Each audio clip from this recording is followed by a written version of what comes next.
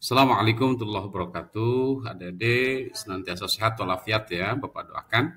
Untuk pertemuan kelima ini, adik-adik tentang bidang usaha dan permodalan. Kita akan bahas satu persatu. Adik-adik memilih produk yang profitable, artinya yang menguntungkan, adalah langkah yang paling tepat dalam sebuah usaha. Kunci emas untuk sukses adalah melakukan bisnis yang tepat pada saat yang tepat. Ini menunjukkan bahwa penentuan jenis produk, ya, jenis produk yang profitable, yang menguntungkan, kemudian bagaimana memilih waktu. Jadi waktunya sangat tepat sekali, ini penting sekali.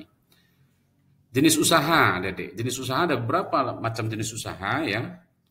Ada 5 jenis usaha. Yang pertama adalah usaha ekstraktif, yaitu jenis usaha yang bergerak dalam bidang pertambangan atau langsung mengambil dari kekayaan alam, sumber daya alam ya. Kemudian ada jenis usaha di bidang agraris yang mencakup usaha pengolahan kebun, perdagangan hasil pertanian, perkebunan, dan peternakan.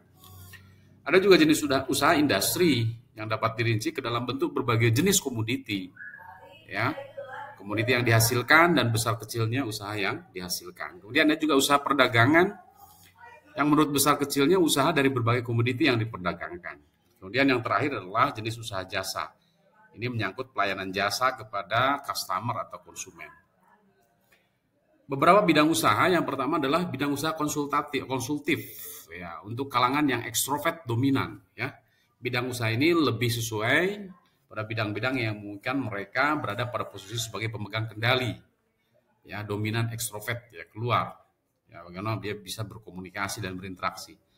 Jenis usaha ini seperti jasa konsultasi, ya, pelatihan-pelatihan atau kursus, ada ya, pusat kebugaran dan pelatihan olahraga, kemudian bidang perdagangan.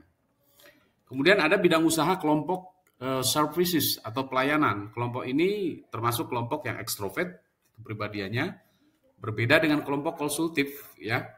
Bidang-bidang yang sesuai dengan mereka adalah bidang jasa, bidang teknik, bidang pengetikan, bidang fotokopi dan penjilidan, ya.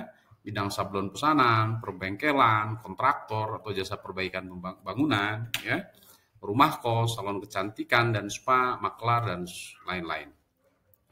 Kemudian ada bidang usaha kelompok analisis, ya. Analisis ini mereka yang punya punya solusi problem atau problem solver.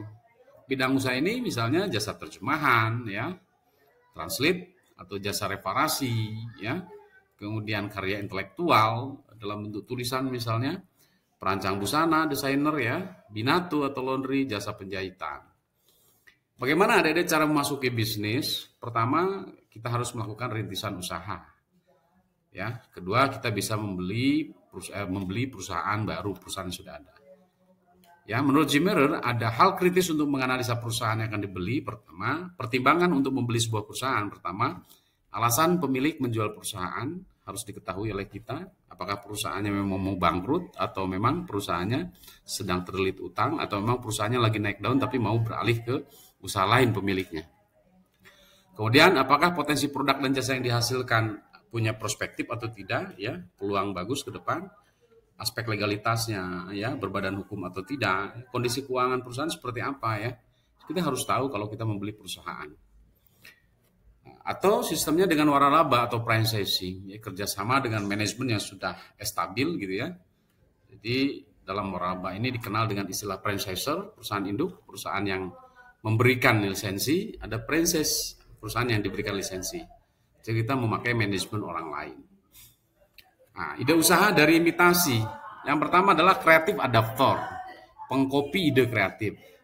Ini bukan pelaku imitasi, ya. Jadi kita melakukan ide-ide kreatif itu dikopi, kemudian dibentuk ke dalam bentuk kita sendiri. Ya. Melakukan counterfeit dan product fraud, pembajakan merek, profesi ini hanya dijalankan untuk penipu, bukan seorang entrepreneur. Jadi tidak boleh menjadi seorang kreatif adaptor, tidak boleh menjadi seorang counterfeit atau product fraud, piratis, ya. Memalsu merek, ya, kemudian menyamai produk lain gitu ya. Untuk mengantisipasinya, adik-adik, ada hal-hal yang bisa dilakukan. Yang pertama, mempelajari industri yang sudah ada supaya kita tidak termasuk ke dalam counterfeit atau product fraud, ya. Jadi membajak produk orang atau memasukkan produk orang atau menyamai produk orang. Kedua, mengkaji input dan output industri. Ketiga, menganalisis. Kita lanjutkan adik-adik cara menghindari counterfeits dan produk free rates ya. Jadi bagaimana kita terhindar dari pemalsuan, kemudian terhindar dari produk yang redundans yang sama atau pembajakan. Pertama itu mempelajari industri yang sudah ada, kemudian mengkaji input dan output industri yang sudah ada, menganalisa tren populasi dan data demografi, kebutuhan dari masyarakat ya. Kemudian mengkaji tren ekonomi, menganalisis perubahan sosial, dan mengkaji pengaruh aturan baru. Sekarang kita lihat perlindungan hukum terhadap perusahaan. Pertama ada paten. Paten ini pengakuan dari lembaga yang berwenang atau penemuan produk yang diberi kewenangan untuk membuat, menggunakan, dan menjual selama paten tersebut masih dalam jaminan. Ya. Alat yang diciptakan harus betul-betul baru dan diberikan kepada penemu yang sebenarnya. Ini tidak boleh diduplikasi atau dijual oleh siapapun, gitu ya, tanpa lisensi dari pembuatnya atau penemunya atau penciptanya. Yang kedua, merek dagang. Merek dagang ini pada umumnya berbentuk nama, simbol, logo juga ya, slogan ya, atau tagline, atau tempat dagang yang oleh perusahaan digunakan untuk menunjukkan keorisinalan produk atau membedakan dengan produk lain di pasar. Ya, ketiga adalah copyright atau hak cipta. Ini hak istimewa guna melindungi pencipta dari keorisinalan dari ciptaannya, seperti lagu, karangan, hak untuk produksi, hak untuk menjual, dan lain-lain. Kriteria usaha menurut Undang-Undang Nomor 20 Tahun 2008 tentang usaha mikro, kecil, dan menengah UMKM adik-adik. Usaha mikro ini memiliki kekayaan bersih paling banyak 50 juta, ya, tidak termasuk tanah dan bangunan, juga tempat usaha. Penghasilan per bulannya per tahunnya itu kisarannya paling banyak 300 juta atau maksimal 300 juta. Itu disebut dengan usaha mikro. Sementara usaha kecil ini memiliki kekayaan bersih 50 sampai 500 juta dalam setahun ya, tidak termasuk tanah dan bangunan tempat usaha. Atau dia memiliki hasil penjualan per tahun antara kisaran 300 sampai dengan 300 juta ya, sampai dengan 2,5 miliar. Sementara usaha menengah ya, cirinya adalah memiliki kekayaan bersih atau aset antara 500 juta sampai 10 miliar, juga tidak termasuk tanah dan bangunan tempat usaha. Atau yang disebut dengan kriteria usaha menengah adalah dia memiliki hasil penjualan atau omset tahunan lebih dari 2,5 miliar sampai maksimal 50 miliar. Kriteria nilai nominal ini dapat diubah sesuai dengan perkembangan perekonomian yang diatur dalam peraturan presiden.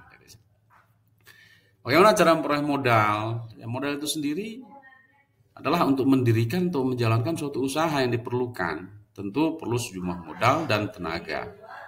Modal dalam bentuk uang diperlukan untuk membiayai segala keperluan usaha adik-adik, biaya investasi, biaya pengurusan izin, ya, kemudian biaya prainvestasi juga harus ada, ya, pembelian aktiva tetap, ya, kemudian sampai modal kerja. Ada juga modal keahlian, yaitu keahlian dari seseorang untuk mengelola atau menjalankan usaha. Ini modal SDM ya. Besarnya modal diperlukan tergantung dari jenis usaha yang digarap. Perhitungan terhadap besarnya kebutuhan usaha dilakukan sebelum usaha tersebut dilakukan. Jadi sebelum usaha dijalankan ya harus perhitungan dulu mengenai modal tadi, baik modal dalam bentuk aset maupun modal dalam bentuk sumber daya manusia. Jenis modal adik-adik ada dua. Ya, pertama modal investasi. Ini biasanya untuk jangka panjang ya. Digunakan berulang-ulang, biasanya umurnya lebih dari 1 tahun ya, seperti peralatan, perlengkapan, tanah, kendaraan, dan seterusnya. Modal kerja ini jangka pendek, modal kerja ini beberapa kali dipakai dalam satu proses produksi. Modal ini digunakan untuk membiayai operasional perusahaan sehari-hari ya. Sumber modal adik-adik bisa didapatkan dari modal sendiri, memang kita punya modal gitu ya.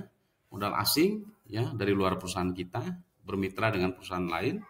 Pembiayaan suatu usaha dapat diperoleh juga secara gabungan. Jadi partnership dengan orang lain.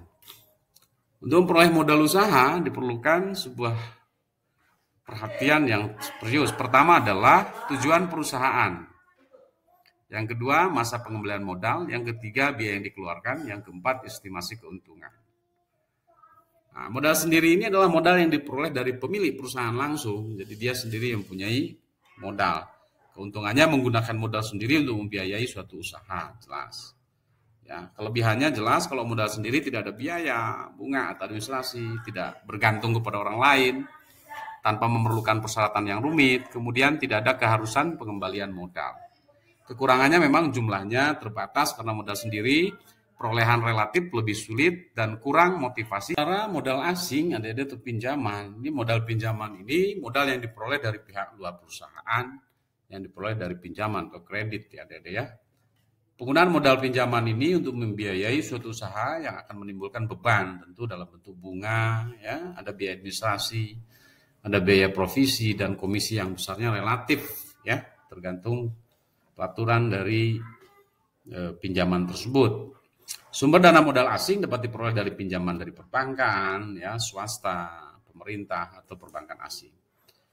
Atau pinjaman dari lembaga keuangan selain bank seperti pegadaian, modal venture, joint venture ya, asuransi, leasing, dana pensiun, koperasi atau lembaga pembiayaan lainnya. Atau pinjaman dari perusahaan non keuangan. Modal pinjaman itu tentu kelebihannya jumlahnya tidak terbatas ya, karena bukan milik sendiri, motivasi usaha tinggi karena harus mengembalikan dengan sejumlah bunga dalam kurun waktu tertentu ya. Kekurangannya dikenakan berbagai biaya, kemudian bunga dan administrasi harus dikembalikan, beban moralnya ada. Kelebihan modal campuran, presentasi modal pinjaman disesuaikan dengan kebutuhan atas kekurangan modal. Jadi nggak perlu terlalu banyak kita pinjam, kalau sudah punya modal sendiri ya tinggal ditambahkan dengan modal pinjaman. Dede, demikian materinya ya. Di pertemuan kelima, silahkan soal latihan pertemuan kelimanya yang sudah saya share slide-nya dikerjakan, dikumpulkan ketua kelas, nanti ketua kelas yang kirimkan ke saya. Demikian, terima kasih Dede. Sehat selalu, berkah rezeki selalu, ya, lancar, dimudahkan selalu. Terima kasih. Assalamualaikum warahmatullahi wabarakatuh.